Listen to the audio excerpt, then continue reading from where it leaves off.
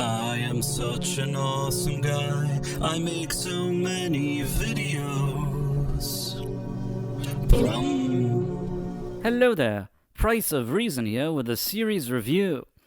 As I had initially suspected after episode 1's premiere, we're 3 episodes into the so-called Quantum Leap sequel series, and its existing issues continue to grow as the quality of the show steadily declines, if that were even possible. In episode 3, as usual, we have 2 storylines happening simultaneously. The Leap, in which Ben Song leaps into a boxer who has to win a big match in order to save his brother's business and help him get treated for PTSD. And Present Day, where mysteries continue to loom as the Quantum Leap employees try to find out why Ben leaped when he did and how he programmed his algorithm. Al Calavicci's daughter Janice continues to cause problems from behind the scenes and is using his old Quantum Leap files to do something mysterious. As with previous episodes, I will talk about what I liked first, and then what I didn't like. Unfortunately, there wasn't a lot to like here, but if I had to point out something positive about episode 3, then it would be, number 1, hand links. I suppose it was okay that we saw a few different Ziggy hand links in this episode, even though they're not all that significant. Yes, I've resorted to complimenting props at this point, and sadly, even with this compliment, I actually have some reservations.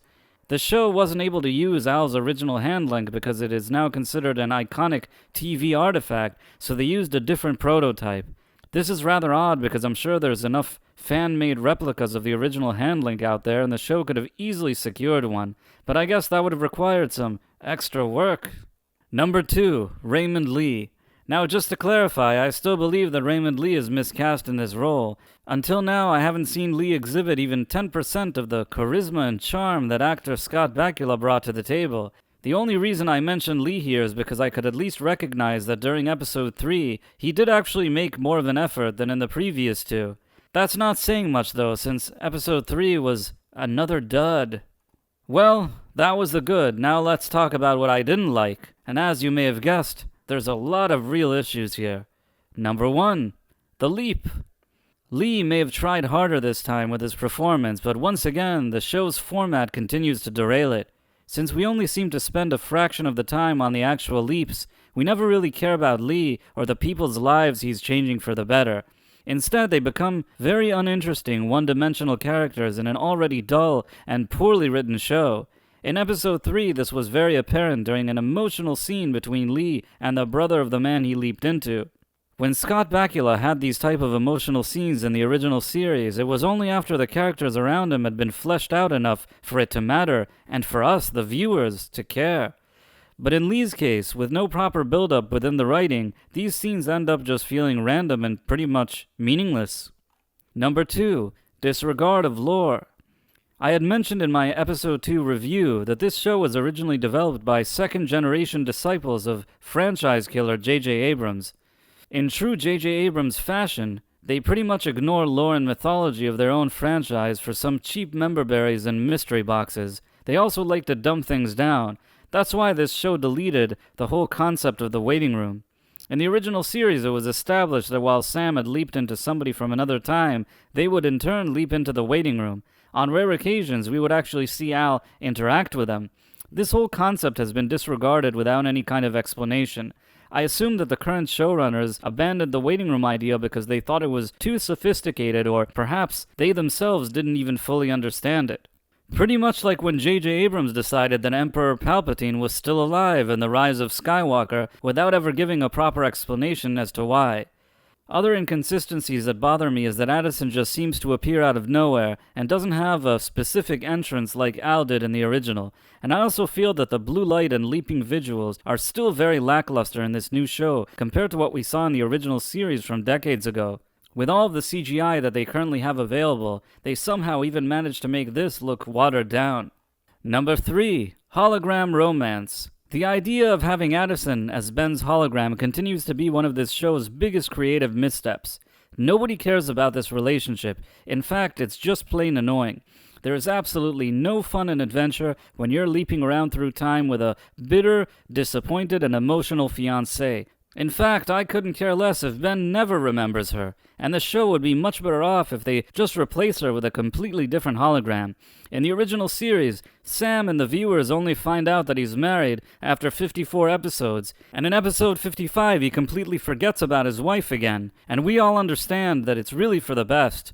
Her character even tells Al that if Sam remembered her, it would only interfere with his journey. You see, while it was an interesting idea to explore, the original series showrunners understood that it could only be explored for one episode rather than the entire series. It just keeps the show from moving forward, and it surprises me that the network has allowed this. Number 4. Present day. Spending half the episode runtime on present-day events is once again the show's biggest problem, but in episode 3 it somehow becomes even worse than before. The show is supposed to be Quantum Leap. It's about a man who time travels, and we accompany him on his travels. This is the spirit of the original show. Calling this a sequel series with the same name and then changing the show's entire DNA and tone is a disservice to the original cast, crew, and fans. To put it bluntly, nobody gives a shit about his disappointed fiancée, about Chief Security Lady, or a random office guy person. Every episode they waste 30 minutes of episode runtime talking in hallways about their feelings, whining and complaining. And the worst offender here is Addison, the disappointed fiancée. We get it. She's upset. She's sad, and she constantly needs attention and affirmation from everybody around her. But this ain't Dawson's Creek or Gossip Girl. If this show is in fact a sequel series to Quantum Leap, then it should be a fun, humorous action-adventure show with some dramatic moments and occasional social commentary, fitting for an escapist science fiction show. The writing here is cheap and lazy, and to make matters worse, the real-world present-day plot has now repeated itself for 3 consecutive episodes. I keep saying that there are too many characters on this show, and showing us more of them isn't the solution here. We should be seeing less and less of them. If we're really lucky, they actually can be phased out, and then we'll never see them again. Number 5. Ruining legacy characters. I knew that we would quickly get to this, and here we are. Last night, in a scene that I found completely unacceptable, I felt that they did a huge disservice to Dean Stockwell and his character Al Calavici. While the original show left Sam's fate in the air, Al's story was completed with a happy ending. Making Al's daughter Janice a disappointed woman that was held back from succeeding by her parents is annoying enough as it is, but having Janice secretly drug her mother, a 70-plus-year-old Beth Calavici who then falls to the ground just in order to intercept her father's paperwork, is just plain disrespectful. I mean, couldn't she arrive when her mom wasn't home in order to search for the documents? I'm supposed to believe that Al raised a daughter that drugs her 70-plus-year-old mother for some paperwork? This doesn't sit well with me. It feels like a complete J.J. Abrams-style abomination. As few people have mentioned to me, I suspect that this isn't the last abomination we're going to see.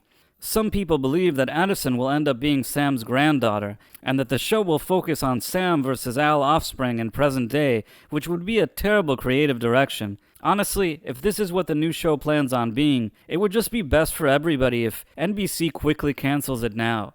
From what I understand, only a limited amount of episodes have actually been filmed until now, so it's really no biggie.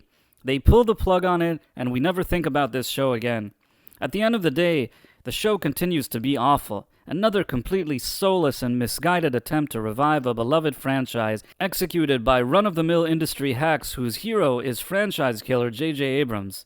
As a longtime fan of the original Quantum Leap series, I will continue to call them out on this. What did you think of Episode 3? Feel free to leave your comments below. Also, if you have similar sentiments about the new Quantum Leap series, please consider subscribing to my channel and clicking on that wonderful notification bell. It's important that our criticism is heard. Thanks for watching, my friends. Thank you, and good day.